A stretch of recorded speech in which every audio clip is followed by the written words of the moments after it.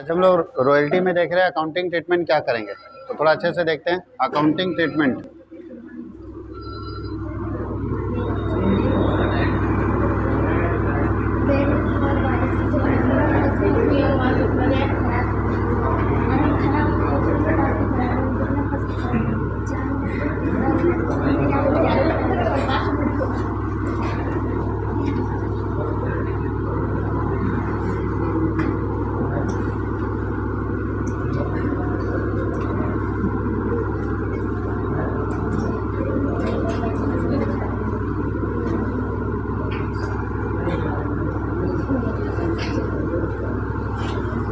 क्या accounting treatment करेंगे connection with royalty. Royalty से रिलेटेड क्या होगा, तो ध्यान दीजिए दो पार्टी होते हैं।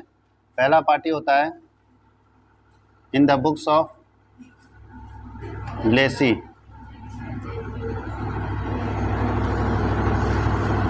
पट्टाधारी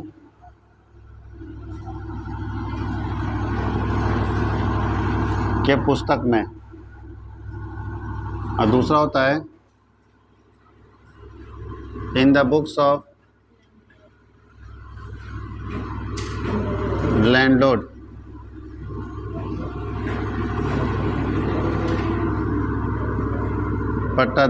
दाता के पुस्तक में।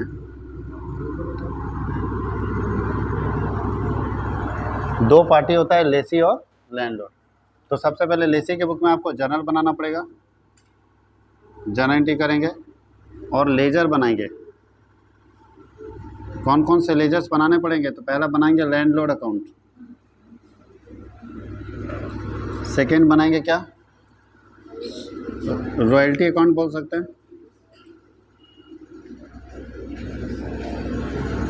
और थर्ड बनाएंगे शॉर्ट वर्किंग अकाउंट। तीन लेजर हम लोग बनाएंगे और इसके बुक में भी जर्नल बनाते हैं।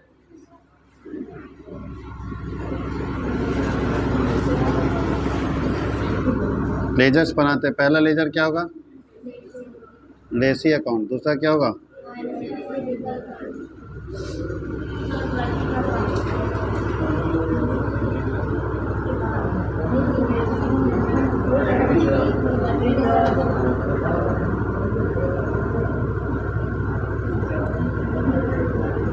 ये दोनों पार्टी के बुक में जर्नल लेजर है। कभी भी क्वेश्चन बनाते समय ये नहीं बोलेगा किसका लेजर बनाना है, ये बोलेगा नेसेसरी लेजर बनाना। अब आप समझ लो नेसेसरी कौन, ये नहीं बोलेगा कि रॉयल्टी का लेजर बनाइए लैंडलॉर्ड का, कभी नहीं। किसी में बोल दिया तो अच्छी बात है, लेकिन बोलता नहीं है। बोल दिया तो आप बनाएंगे, लेकिन लिख देता है प्रिपेयर नेसेसरी लेजर। अब आपको मालूम होना चाहिए नेसेसरी में कौन कौन आएगा, नेसेसरी लेजर कौन कौन है ये आपको मालूम होना चाहिए। तो इसलिए हम आपको बता दिए कि इसके बुक में नेसेसरी कितना लेजर होता है, 3, और इसके बुक में भी 3। कोई दिक्कत है। अब हम लोग चलते हैं आगे। ये तो हो गया जर्नल और लेजर का कॉन्सेप्ट। इससे पहले 3 कॉन्सेप्ट आपको ध्यान देना होगा। एक मिनिमम रेंट क्या होता है, मिनिमम रेंट एक वर्ड आता है, उसको समझना जरूरी है। मालिक क्या करता है, अपना ज़मीन किसी को किराए पर दे दिया, उसके बदले में उससे रेंट लेता है। रेंट को हम लोग क्या बोलते हैं, रॉयल्टी। रेंट को क्या बोलते हैं, रॉयल्टी। बस थोड़ा सा अंतर है रेंट और रॉयल्टी में। रेंट मंथली बेसिस पर लिया जाता है और रॉयल्टी एग्रीमेंट में प्रोडक्शन सेल ये सब के बेस पर लिया जाता है। मतलब रेंट है कि आप महीने में यूज़ करो ना करो तो आपको देना पड़ेगा, और रॉयल्टी वाले में ऐसा नहीं, वो प्रोडक्शन के आधार पर लगेगा। प्रोडक्शन होगा तो लगेगा, नहीं होगा तो नहीं लगेगा। अगर ज़्यादा होगा तो ज़्यादा लगेगा, कम होगा तो कम लगेगा। रेंट में क्या होता है, रेंट में अगर पता चला अकेले रह रहे महीने भर रह गए तो रेंट ज़्यादा, और कम रहे तो कम लगेगा। ऐसा होता है क्या, वहाँ फिक्स होता है। जबकि रॉयल्टी फिक्स नहीं रहेगा, बोलता है प्रोडक्शन के आधार पर है। अब हमारा कोई ज़मीन ले लिया, वहाँ ईंट का भट्टा लगा रहा है, तो हम क्या उससे रेंट लेंगे, हम उससे रॉयल्टी वसूलेंगे। कि हम कोई पैसा नहीं लेंगे, जितना ईंट बेचोगे एक ईंट में 1 रुपया लेंगे, बाकी तो मेरा ज़मीन यूज़ कर सकता है। और 50,000 ईंट बेचेगा तो 50,000 अपना होगा। अब 1 महीना में बेच दे, 2 महीना में बेच दे, जितने दिन में बेचे, वो टाइम पीरियड नहीं रहता है। हम भैया इतना लेंगे, मेरे ज़मीन के नीचे कोयला निकल गया तो हम रेंट नहीं लेंगे उसका। मतलब पता चलो करोड़ों कमा रहा है, हमको 10,000 का रेंट दे रहा है, हम बोलेंगे जितना कोयला निकलेगा उसमें हमको पर टन में इतना रुपया चाहिए, बाकी तुम निकालो कोयला। तो यहाँ पे क्या लगता है, रॉयल्टी। वहाँ रेंट नहीं होता, वहाँ पे क्या होता है, रॉयल्टी होता है। वही रॉयल्टी हम लोग पढ़ रहे हैं। तो एक मिनिमम रेंट होता है। बताइए कि मालिक, अच्छा ईंट का भट्टा का ही एग्जाम्पल दे देते हैं। ईंट का भट्टा लगाने के लिए अपना ज़मीन दे दिए, ईंट का भट्टा लग भी गया, बन भी गया, पकने के समय बारिश हो गई, ईंट बना, सारा ईंट गल गया, तो क्या पैसा मिलेगा? मालिक को तो चवन ही नहीं मिलने वाला, क्योंकि मालिक खुद एग्रीमेंट में लिखा है कि जितना बिकेगा उतना लेंगे। यहाँ बना ही नहीं, बिकेगा कहाँ से? तो ऐसे में मालिक को कुछ नहीं मिलेगा, तो मालिक अगले साल क्या करेगा? वही एग्रीमेंट या चेंज कराएगा? बोला ऐसा नहीं होगा भैया, तुम साल भर मेरा ज़मीन यूज किया, तुम्हारा क्या हो तुम समझो, मेरा तो नुकसान हो गया। तो इसके लिए मालिक क्या करता है कि मिनिमम अमाउंट फिक्स कर देता है कि अगर बिकेगा तो ठीक है, नहीं बिकेगा तो इतना तो कम से कम लेंगे। उसी मिनिमम अमाउंट को बोलते हैं मिनिमम रेंट। क्या बोलते हैं? Minimum rent. मिनिमम रेंट से कम मालिक लेगा ही नहीं, उतना तो लेगा, अगर ज़्यादा होगा तो ज़्यादा लेगा, लेकिन कम होगा तो उतना लेगा। बात समझ गए? एक वजह से 20,000 फिक्स कर दिया कि तुम्हारा प्रोडक्शन हो ना हो 20,000 हमको चाहिए। अगर ज़्यादा प्रोडक्शन हो जाएगा, 30,000 होगा तो 30,000 लेंगे, अगर 18,000 हो गया तो 20,000 लेंगे। 20,000 कम से कम तो लेंगे, उससे कम नहीं लेंगे। उसी अमाउंट को हम लोग क्या बोलते हैं? मिनिमम रेंट, कि मिनिमम हम आपसे कितना वसूल करेंगे। इसलिए हर मालिक मिनिमम रेंट फिक्स कर देता है कि इतना तो कम से कम लेंगे। अब देखिए 3 सिचुएशन आएगा जब मिनिमम रेंट सेट होता है, तो 3 सिचुएशन आता है, ध्यान दीजिएगा यहाँ पे। पहला कंडीशन ये हो सकता है कि जितना मिनिमम रेंट डिसाइड किया गया है, मालिक बोला, जैसे हमारे मालिक बोल दे 10,000 लेंगे, और हम उतना ही ईंट बेच पाए जिसका रॉयल्टी 10,000 ही बना, तो ऐसे में मिनिमम रेंट और रॉयल्टी पहला बराबर हो सकता है। पहला कंडीशन जहाँ मिनिमम रेंट और रॉयल्टी क्या हो? बराबर हो जाए। 10,000 देना था और 10,000 हमारा रॉयल्टी भी बना, हो सकता है ना? तो अगर बराबर होगा तो बिजनेसमैन को ना तो लॉस होगा, बोलता है no short working no surplus, ना तो फायदा होगा और ना तो क्या होगा? घाटा। कोई दिक्कत किसी को? जितना देना था उतना ही रॉयल्टी बना। दूसरा, हमेशा ऐसा ही नहीं होगा, कभी ऐसा हो सकता है कि मिनिमम रेंट ज़्यादा हो, मिनिमम रेंट ज़्यादा हो और रॉयल्टी क्या हो? ऐसा कब होगा? जब कम प्रोडक्शन करेंगे। प्रोडक्शन कम होगा तभी ना कम आएगा। अगर प्रोडक्शन ज़्यादा होगा तो मेरा रॉयल्टी ज़्यादा होना चाहिए। तो अगर कम आया तो क्या करेंगे? ऐसे में क्या होता है? शॉर्ट वर्किंग, लॉस होता है। इस लॉस को किस नाम से जानते हैं? शॉर्ट वर्किंग मतलब क्या होता है? शॉर्ट वर्किंग, कम काम होगा तभी ना ऐसा होगा। अगर वर्किंग मेरा ज़्यादा होगा तो ऐसा सिचुएशन आ सकता है क्या? ये सिचुएशन तभी आएगा जब वर्किंग क्या करेगा? शॉर्ट करेगा। तो इसलिए इसका नाम है शॉर्ट वर्किंग लॉस। तीसरा सिचुएशन ऐसा हो सकता है जब मिनिमम रेंट से ज़्यादा रॉयल्टी हो, रॉयल्टी ज़्यादा हो गया और मिनिमम रेंट कम है। 20,000 मिनिमम रेंट है और कमा लिया रॉयल्टी में 50,000, तो रॉयल्टी अगर 50,000 बन जाएगा तो यहाँ पे कौन सा सिचुएशन आ जाएगा? सरप्लस। यहाँ फायदे में हो गया। कोई दिक्कत नहीं नो? अब अच्छे समझिएगा, यहाँ no short working no loss, surplus, ना फायदा ना घाटा, यहाँ कोई दिक्कत नहीं। इसका एंट्री बहुत सिंपल बनेगा।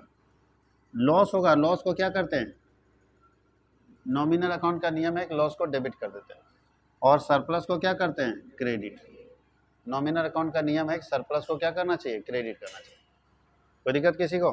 तो ये हमारे पास पूरा बना हुआ है 1 2 3 3 कॉन्सेप्ट होता है, बराबर का, लॉस का और प्रॉफिट का।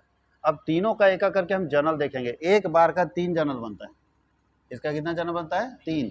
तीनों का जर्नल एक करके हम देखेंगे। तो केस 1 का जर्नल हम आपको अभी बता रहे हैं कि क्या जर्नल होगा केस 1 में, फिर चलेंगे केस 2 में। किसके बुक में पढ़ रहे हैं अभी हम लोग? हाँ, ये याद रखना, किसके बुक में पढ़ने जा रहे हैं? ये सबके लिए, ये जो लिख रहे हैं ना, ये दोनों के लिए। इसके बाद इसके यहाँ भी तो होगा। अरे हमको घाटा होगा तो आपको कौन सा फायदा होने वाला है? आपको भी तो कमी ना देंगे। तो ये याद रखना, दोनों के लिए कंडीशन सेट करेगा, ठीक है? इसलिए कॉमन लिख दिए। अब हम लोग लिखने जा रहे हैं, किसके बुक में पढ़ेंगे? ज़्यादातर आपको 80% क्वेश्चन इसी से पूछता है, इधर कम पूछता है। तो चलिए लेसी के बुक में देखते हैं।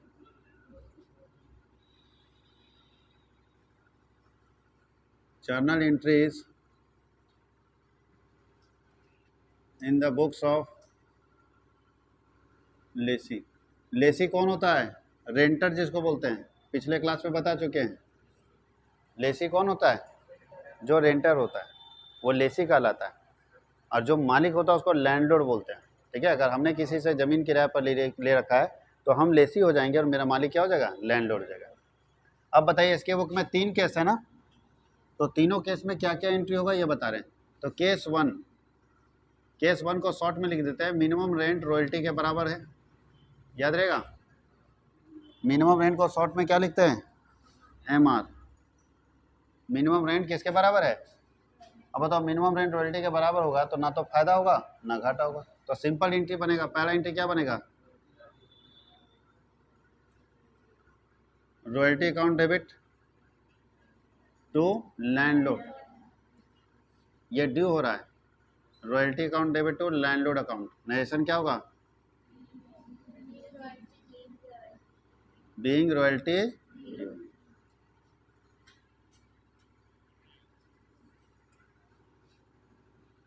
सबसे पहले मालिक के नाम पर कौन बना रहा है? रेंटर ना। तो हम बताओ जी, हमारे 1 महीना का रेंट बन जाता है, पहले मालिक के नाम पर ड्यू मार दिए यार, 1 महीना का रेंट बन गया, अब देना पड़ेगा, खर्चा मेरा हो गया, तो खर्चा हो गया मतलब ड्यू मार दिए। अब इस खर्चे को पेमेंट करके ही ख़त्म कर सकते हैं ना, तो पेमेंट करना पड़ेगा। सेकंड में क्या लिखेंगे? जो जिसके नाम पर यहाँ क्रेडिट मारे उसको डेबिट मार दीजिए, लैंडलॉर्ड अकाउंट डेबिट, और टू क्या हो जाएगा? बैंक से पेमेंट मारिए, paid to landlord, paid to landlord.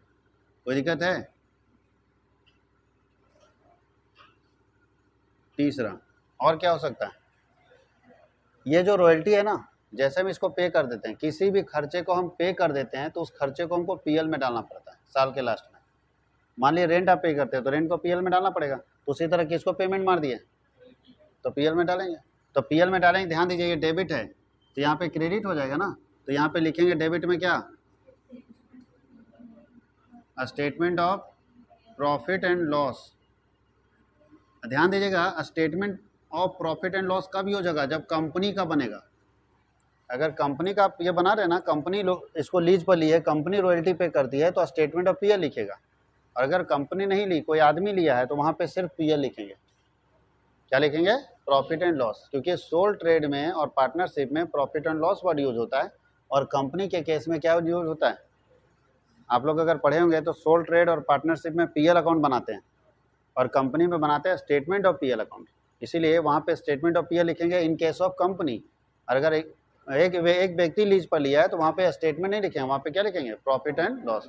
इस बात को ध्यान रखना होगा कि प्रॉफिट लॉस कब बनाएंगे। और टू क्या हो जाएगा? टू रॉयल्टी अकाउंट हो जाएगा। अरे नरेशन इसका क्या होगा?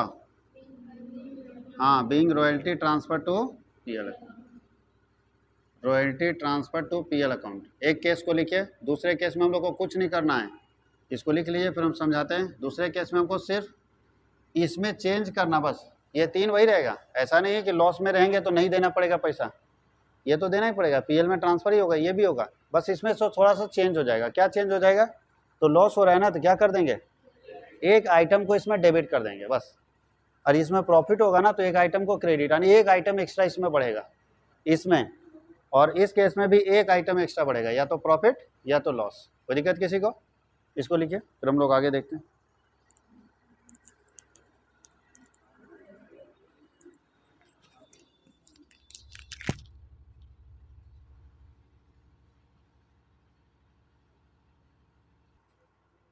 अब लोग चलते हैं केस 2। केस 2 में कैसे लिखेंगे? केस 2 क्या बताए थे? केस 2 में मिनिमम रेंट ज़्यादा होगा, तो बताइए अगर मिनिमम रेंट ज़्यादा हो जाएगा, रॉयल्टी कम होगा, तो यहाँ पे क्या क्रिएट होगा? शॉर्ट वर्किंग क्रिएट होगा। तो एंट्री यही 3 रहेगा, बस एक चीज़ बढ़ जाएगा। अच्छा, शॉर्ट वर्किंग अपना लॉस है या प्रॉफिट है? लॉस है। लॉस नॉमिनल अकाउंट में क्या बोलता है? डेबिट करना है या क्रेडिट करना है? डेबिट करना है, तो यहाँ पे डेबिट कर देंगे शॉर्ट वर्किंग। यहाँ पे क्या डेबिट कर देंगे? शॉर्ट वर्किंग, यहाँ पे शॉर्ट वर्किंग नाम से डेबिट कर देना बस। ध्यान दीजिए, तो एंट्री क्या बनेगा? एंट्री बनेगा royalty account debit, short working account debit to landlord. फिर से रिपीट करते हैं, royalty account debit, short working account debit to landlord. Narration होगा being royalty due and short working create, and short working create, short working create हो गया ना, बस हो गया। ये पेमेंट तो करेंगे। अच्छा, आपको लॉस हो जाएगा तो क्या मालिक को कम दीजिएगा? मिनिमम रेंट तो मालिक लेगा ही लेगा, चाहे आप जैसे दीजिए, हाँ या नहीं? अब हमको 1 महीना में कुछ नहीं मिला तो मालिक को नहीं देना है क्या? मालिक को तो देना पड़ेगा, और जो भी रॉयल्टी आपका बनेगा वो पीएल में तो जाएगा। ये एंट्री कब नहीं करेंगे? ये एंट्री कब नहीं करेंगे? जब रॉयल्टी जीरो हो जाएगा। हाँ या नहीं? प्रोडक्शन ही नहीं हुआ, रॉयल्टी जीरो हो तब ये एंट्री नहीं होगा, क्योंकि रॉयल्टी नहीं रहेगा तो पीएल में क्या डालेंगे? अमाउंट तो होना चाहिए ना। तो रॉयल्टी जीरो हो जाएगा तब ये एंट्री नहीं होगा। ये केस 2 हो गया। अब केस 3 में भी थोड़ा सा चेंज करना है, इसको लिख लीजिए, फिर केस 3 देखते हैं।